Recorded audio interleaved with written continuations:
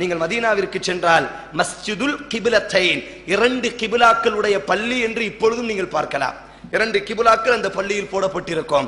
ரசூலுல்லாஹ் அந்த கிபிலாவை நோக்கி மஸ்ஜித் அக்ஸாவை நோக்கி 18வது மாதம் தொழுது கொண்டிருக்கக்கூடிய லுஹரினுடைய தொழுகையில் அல்லாஹ் வஹி அறிவித்து விட்டான். ஃபவல்லி வஜ்ஹக ஷத்ரல் மஸ்ஜிதுல் ஹராம், நபியே இதற்கு பிறகு உனது முகத்தை நீ மஸ்ஜிதுல் ஹராமை நோக்கி திருப்புவாயாக.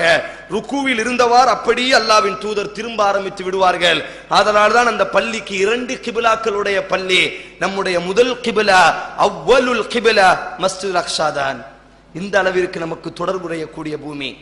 இந்த பூமியில் நீங்கள் மஸ்ஜிதுல் மக்காவை எடுத்துக்கொண்டால், இந்த மக்காவிற்கு 2 நபிமார்கள் தான் அனுப்பப்பட்டார்கள், இஸ்மாயில் அலைஹிஸ்ஸலாம், முஹம்மது ஸல்லல்லாஹு அலைஹி வஸல்லம்.